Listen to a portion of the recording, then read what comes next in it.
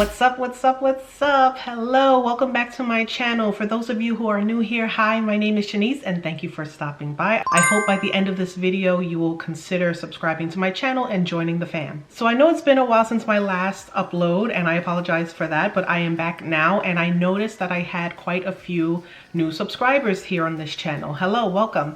And I know a few of those people, or most of those people, probably found me through my moving to Florida content, and that's what they're here for. January 17th marked a year that my family and I moved down to Florida. We made the big move from New York. If you haven't already seen the videos of our vlog when my husband and I drove down, you can check that out right there. I'm going to link all of these videos down below in the description box as well if you're interested. So I just wanted to give everyone a 1-year update, and I just wanted to share some things that maybe I noticed, I experienced, or I learned in that year. So keep on watching. Everyone obviously knows that there is some beautiful weather down here in Florida. What's also common knowledge is that during the summertime it is really hot here in Florida. Everyone expects it, everyone knows it. What's not so obvious to everyone is that the weather here can be crazy. Florida is a really long state. What is happening up by Jacksonville obviously is not going to be the same weather that's happening down in Miami. What's happening in Miami is not going to be the same weather that's happening near me here in Lakeland, which is kind of like Central Florida. So just keep that in mind. So from about December till January or February, which is where we're headed to now, you can expect the temperatures to be anywhere between low 50s to low 80s. And I kid you not about this. Right now, we're kind of going through a really cold time here in Florida.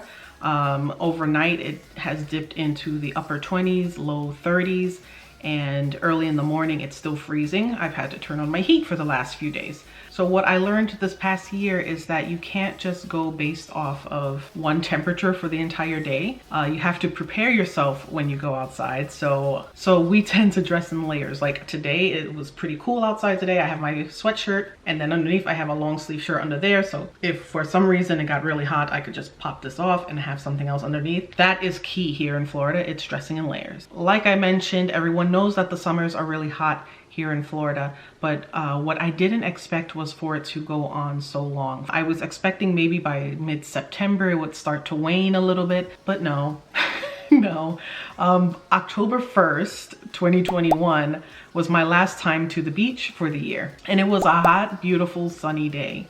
We got in the water, everything. It was so strange because usually by October 1st in New York, you know, you're kind of whipping out the jackets, maybe a scarf, and that was just not something that crossed my mind at all this year. Halloween night was probably the first night that we really felt cold enough that we needed a jacket. I don't know if it was just us that our blood has been thinning out already, but be prepared for that. Also, another little tidbit about the summer is that I always knew that it rained a lot here during the summertime. What I did not know is that it pretty much rains every day during the summer, and it is usually around the time between like 2 o'clock and 3 o'clock in the afternoon. Coming into Florida, we were also kind of worried about the hurricane situation. That's just something you kind of have to live through to fully understand. And luckily for us, our first year here, we really didn't get hit by anything. We had Elsa. For us, it was just like maybe a full day of heavy rain on and off. And then by the next day, that was it. The clouds lifted and the sun was back. So we really didn't feel anything when it came to that. And again, that's something that just varies with where you live. Moving on to the next experience. The driving here in Florida. Let's talk. We gotta talk. When it comes to driving, I am closer to a granny than anything else. I always have been, and I ain't changing it. So understandably, the biggest shock to my system within the first year of moving to Florida has been dealing with the drivers on the roads here. Like, I knew they drove fast, but it's like from the moment that we arrived here, we just got tailgated everywhere. When we first came down, we had our New York license plates on, and I feel like that just drew a big old bullseye on our back, and everyone just aggressively tailgated us because, you know, we're from New York, we got that bad rep, and, you know, people don't really want us anywhere. We noticed that after we actually got rid of our New York plates and we switched everything over to here in Florida, we got our Florida plates, we registered down here in Florida, all of that stuff, which by the way, I do have a video on. If you're wondering about that process, I have this video right here. You can check it out. I'll link it down below as well. But once we got everything switched over, then I feel like the tailgating decreased dramatically. Like, we still get tailgated, I still get tailgated, but not like as aggressively as when we had that yellow and black, you know, license plate on the back of our car. I'm a stickler for driving rules. I feel like they're put in place for a reason. They're for your own safety and the safety of others around you. I stick to the right lane because that is supposed to be the lane where you're maybe doing just the speed limit, which, by the way, for a lot of areas here in Florida is anywhere between 65 to 70. So that is already a good 15 to 20 miles over the limit that is set in New York on those highways. So in the right lane, those are the people who are usually doing the speed limit or maybe a little bit below or a little bit above. That is the lane that I like to be in, okay? I'm in no rush. When I'm going to places, I make sure I leave a little bit earlier to give myself more time. And I get there when I get there, but like I always say, the most important part is that I actually get there. Middle lane is just for any old body. And then you have the far left lane. And the far left lane, I don't like to touch because those people, if it's posted 70, they have to be doing anywhere between 80 and 90. I get how that all works. However, so my annoyance is that I am over here chilling in my right lane, which is supposed to be my lane to just kind of dawdle and drive at the speed that I want to drive at. I'm usually anywhere between like 68 to like 74 or something like that. And I still have people tailgating me. Meanwhile, you have all of the space to go around me. More often than not, I am not driving by myself. I have my daughter, or I have my daughter and my nephew who I babysit in the back seat. I'm not speeding for anybody. I will not put my kids in danger because you want to tailgate me. So that's one grievance. The other grievance is, I don't know if they realize this, but usually behind the steering wheel, there's this little thing that you flick and either the left side or the right side will start blinking, and it lets people know what your plans are with the turns ahead. I don't know if they teach that to people here in Florida, but a huge chunk, I'm not saying everybody, there are some people who do use their blinkers, but a lot of them, I don't know if they realize that they have them. And it's really annoying and really inconsiderate, because if I'm standing at a stop sign waiting to make a right onto a road, and here you come down and you have the right of way and you're coming down that street perpendicular to me, I'm waiting for you to pass me. But no, you decide to make a right turn before you even get to me, and I've just wasted moments of my time waiting for you to come because you wouldn't just switch a damn blinker on to let me know that you're turning. It's just really a whole nother ball game driving here. Most times when I get on the I-4, which is the main highway near my house, you pass at least one accident every single time without fail. I mean, I even saw a car on fire, like the engine was on fire on the highway when I was driving back from the zoo one time with Annie. So, you know, it's crazy.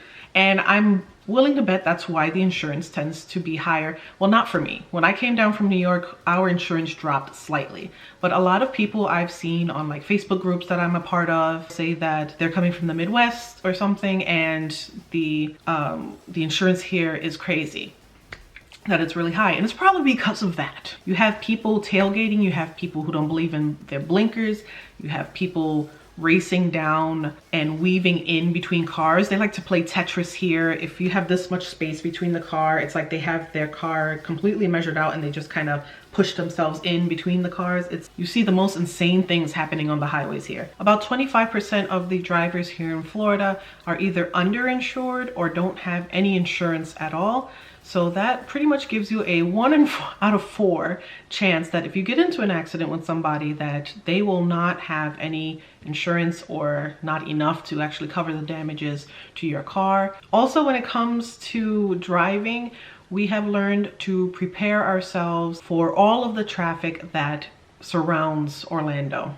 It's like a roll of the dice when you go towards Tampa and come back from Tampa, but it is a sure thing when you are around Orlando. Always at a certain point, at least 2 to 3 miles of traffic for about 2 or 3 different entrances and exits. Don't know why, because just as mysteriously as the traffic formed, 2 to 3 miles down the road, it just dissipates and everyone is free to run at 70, 80, 90 miles per hour again. The next experience that I would like to talk about is one that I have to be very careful with talking about, lest I be flagged and banned by the YouTube gods, the pandemic and its related restrictions. And I'm only mentioning this because I've seen on plenty of groups that people who are considering to move to Florida, they're coming from all over the place, not just in the United States. So they had questions. And one of the questions was about the restrictions here in Florida. And I would say that only one word really sums up the pandemic and the restrictions here in Florida, and that word is choice. Life here in Florida is carrying on, and it feels good. I mean, we've gone many places, we've went and lived our lives, and we've had a pretty good year. Another thing that I learned in my first year in Florida is that the next time I go to move into a place, I have to make sure that I drive a couple miles in each direction away from the place that I'm considering. For the most part, where we live is really great, but one direction in specific, if we go a little bit too far down that way, I start to feel a little antsy. You start to see more and more people that look a little strung out, and what they're strung out on, I'm not quite sure, but they're strung out on something. And that is a big problem here. If you do any research, you do, you look into it, there is a big drug problem happening here in Florida. And when I go in one direction, just a couple miles down the road, you start to see more, they almost look like zombies walking through the street. So just be careful with that. But it isn't so bad as to the point where I feel like I'm in mortal danger or anything like that, because like I said, it's just in that one direction, and I don't usually go down that way for anything anyway, so we're good. But that is something that I'm going to be looking more into the next time we move somewhere else here in Florida, hopefully within the next year or so. Something else that I have learned after being here for a year is that you need to get yourself connected into the community in some shape or form.